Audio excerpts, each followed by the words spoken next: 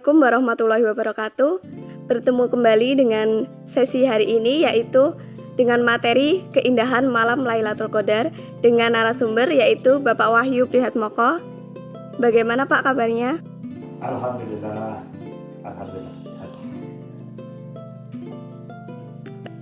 Pertama-tama kita akan mengawali materi ini dengan pertanyaan yang pertama, yaitu gini Pak, kan malam Lailatul Qadar kan udah dikenal banyak masyarakat, tetapi mereka kayak belum tahu apa sih malam Lailatul Qadar itu, terus kapan tibanya dan apa sih ciri-cirinya kita mendapatkan malam Lailatul Qadar tersebut.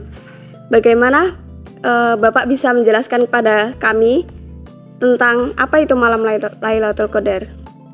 Ya, jadi malam Lailatul Qadar itu sudah disuratkan, tersurat maksudnya di dalam surat Al-Qadr, ya, Al-Qadr, ya. Di sana sudah dijelaskan bahwa ada malam yang sangat mulia, ya, yang nilai kebaikannya itu setara ataupun sejumlah 1000 bulan, ya. Jadi ada Lailatul Qadri bil Al-Hisab, ya. Jadi nilainya itu 1000 bulan. Jadi, kalau di tahun kan itu kira-kira 83 tahun, ya, kira-kira ya seumur manusia. Jadi alangkah luar biasanya malam Lailatul Qadar yang diterangkan di dalam surat Al-Qadr itu, ya, dimana selanjutnya Tanazzalul malaikatu waruhu fiha, ya, di malaikat dan roh atau Jibril diturunkan untuk mengatur kehidupan manusia. Artinya Allah memberikan rahmat yang besar sekali pada malam hari itu untuk semua umat, dan tentu saja malaikat itu akan mencatat hamba Allah yang nanti akan diberikan Lailatul Qadar itu, ya. Kemudian tadi pertanyaannya adalah kapan ya malam Lailatul Qadar itu bisa kita temui gitu loh Pak. Malam Lailatul Qadar itu diturunkan, ya, atau diberikan oleh Allah, dan malam Lailatul Qadar itu yang luar biasa itu hanya datang pada bulan Ramadan. Ya, menurut hadis yang dikisahkan oleh Aisyah itu, carilah malam Lailatul Qadar itu di hari atau tanggal-tanggal kasal ganjil di 10 hari terakhir, ya. Tetapi ada juga yang dikisahkan oleh Umar itu bahwa itu 10 hari terakhir, atau 9 atau 10 hari terakhir. Namun Allah memang tidak menetapkan tanggal pastinya, yaitu merupakan rahasia Allah yang apabila nanti diturunkan jelas tanggal 27, maka nanti banyak umat yang langsung berbondong-bondong ya Pak, melakukan hari itu, hari lain nanti berkurang, ya. Bahkan ada ulama yang menganjurkan untuk menjemput ini sejak awal, ya, sejak awal kita memasuki bulan. Jadi intensitas ataupun kegiatan kita itu tidak surut, tidak menjaga sesuk nek wis 10 hari Iya. genjot gitu ya amalan-amalan ibadahnya. Ada yang menyarankan ulama seperti itu. Jadi pastinya tanggalnya berapa itu memang Allah tidak menetapkan ya, supaya kita menggunakan Ramadan itu nanti semua hari. Dan kita terus belajar, kita terus melakukan amalan-amalan, terus intensitasnya tetap tinggi terus. Itu harapannya kan seperti itu. Ya, berarti tidak terdeteksi dan kita dituntut untuk di bulan Ramadan ini mulai dari awal sampai akhir itu tetap terus mengamalkan Ya, berbagai oke. mencari pahala juga. Itu kalau ketetapan harinya tidak ada. Terus apa nih Pak yang benar-benar yang didapat umat manusia jika memperoleh hari malam Lailatul Qadar tersebut? Tentunya karena ini malam kemudahan, keberkahan, kemuliaan. Itu yang pertama, apabila seseorang kita semua mendapatkan malam Lailatul Qadar atau dapat Lailatul Qadar, itu menurut saya yang pertama tentu akan terjadi sebuah perubahan perilaku, ya, sikap dari yang menerima itu, ya. Jadi tentu ketakwaan, keimanannya makin lebih, ya, dia artinya perilakunya yang kurang baik setelah mendapatkan Lailatul Qadar itu perilakunya akan lebih baik. Yang tidak suka sedekah atau yang hanya sedekah sedang-sedang saja tentu akan bersabar lebih banyak, ya. Yang misalnya sholat jamaahnya kurang tetapi dapat Lailatul Qadar, maka perilaku itu dia mesti berhijrah dengan perilaku yang lebih baik. Sampai itu tentu hidupnya tentu selalu menambah ketakwaan dan dalam keadaan damai dan terang, barangkali seperti itu di antaranya. Ya. Ini Pak, terus bagaimana sih kita meningkatkan keimanan tersebut khususnya di kalangan anak muda yang istilahnya tuh emosinya masih labil tapi ingin mendapatkan malam Lailatul Qadar tersebut, Pak? Ya, ini kan sekarang ini kan memang luar biasa tantangannya. Iya.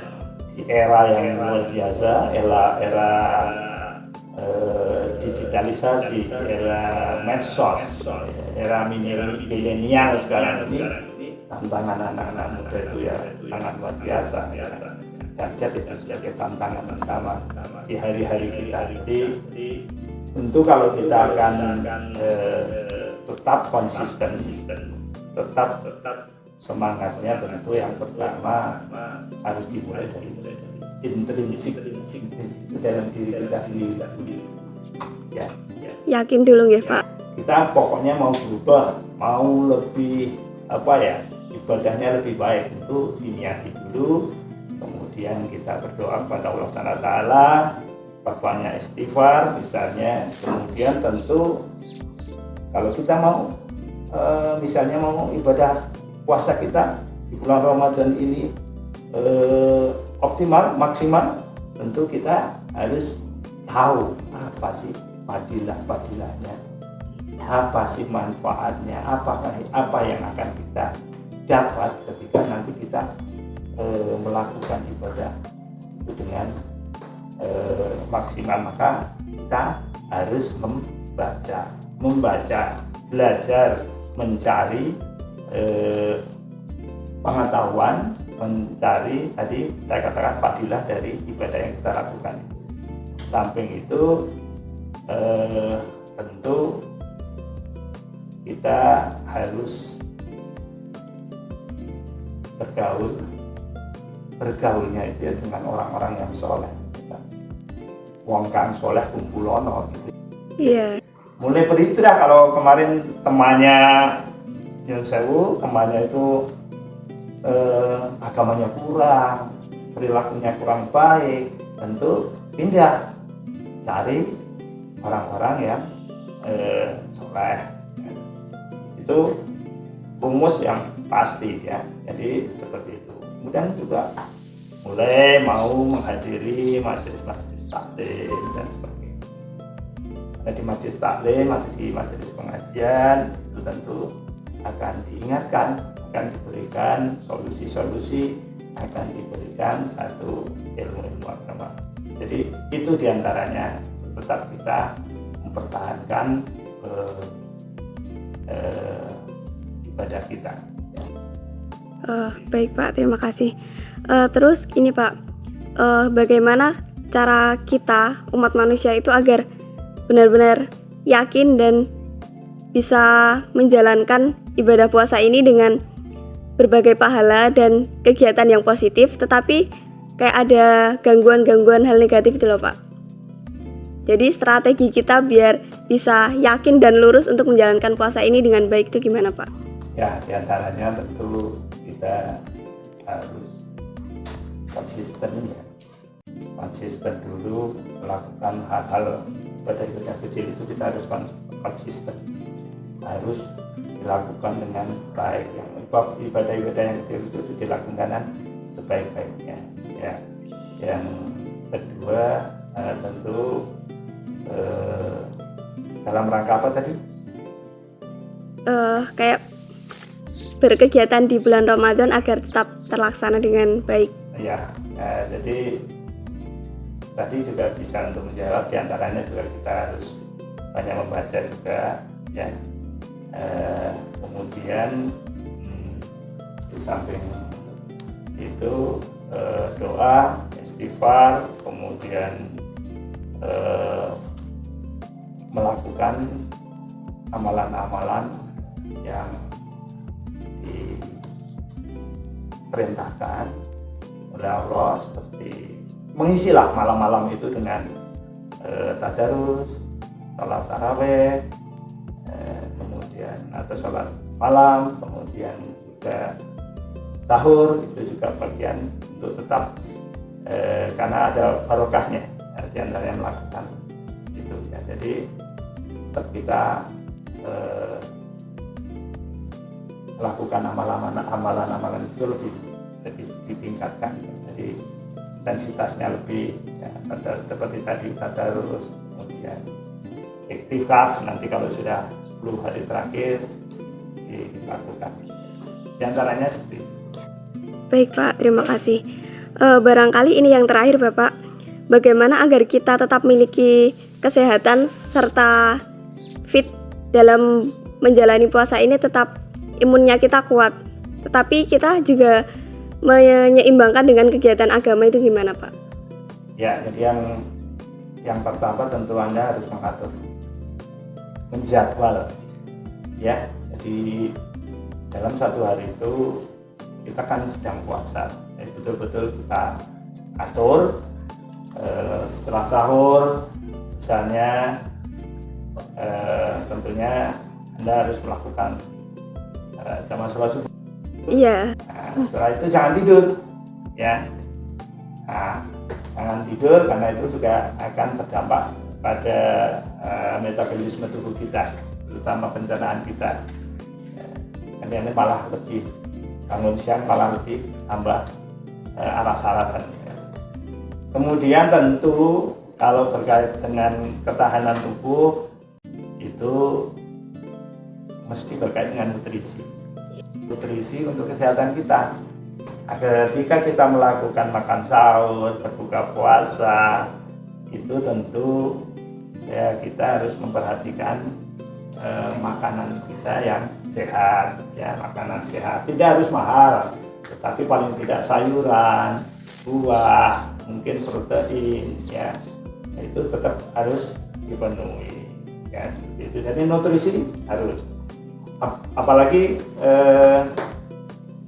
ini kita juga di bulan Ramadan ya perlu kita tambah dengan mungkin makanan suplemen ya untuk menambah nutrisi kita, tetapi juga tadi hindari terlalu banyak, karena kita terlalu banyak makan. Kadang-kadang kan kita balas dendam, Iya, sahurnya sedikit tapi nanti bukannya langsung banyak. kan biasanya di rumah tangga kita, Iya. waduh, nanti masaknya macam-macam, banyak, tetapi kan kapasitas daripada perut itu kan terbatas. Jadi kalau kita tidak mengikuti sunnah Rasul, terlalu kenyang juga tidak baik. Nanti kalau kita terlalu banyak mempersiapkannya juga menanti mubazir dan sebagainya, ya.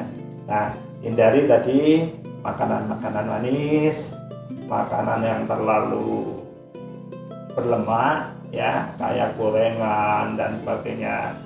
Kebanyakan dari kita kan gorengan itu menjadi Iya, kayak utama incaran ya. wajib, tetapi itu sebenarnya tidak sehat. Jadi itu betul-betul harus diperhatikan. Di samping itu tentu saja olahraga tetap dilakukan. Olahraga tetap dilakukan. Kan bisa olahraga Yang ringan-ringan, yang penting tetap gerak gitu ya Pak. ya, tetap berolahraga, ada semacam yoga atau mungkin hanya jalan-jalan atau sepedaan dan banyak olahraga tetap kita lakukan, ya. Itu diantara tipsnya. Sekali lagi nanti tetap harus dijadwal, istirahat harus cukup, tetap harus ada istirahat, tidur siang, karena katanya kalau tidur pun ada nilai, Iya. maka tetap harus diatur, tetap harus ada tidur dan sebagainya.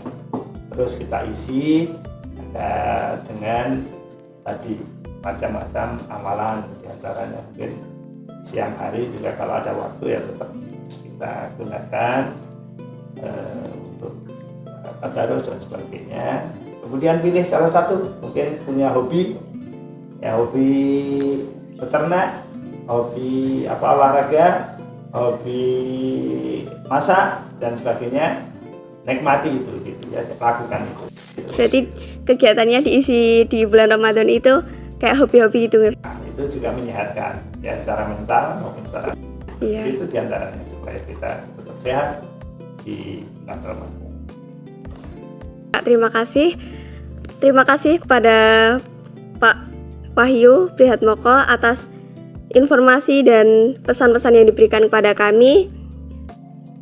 Terima kasih kembali untuk teman-teman yang telah menonton sesi-sesi yang diadakan oleh OSIS SMA Negeri 1 Tempel. Inilah sesi terakhir dari kami. Terima kasih atas perhatiannya. Kami dari OSIS SMA Negeri 1 Tempel mengucapkan terima kasih sekali kepada teman-teman. Wassalamualaikum warahmatullahi wabarakatuh.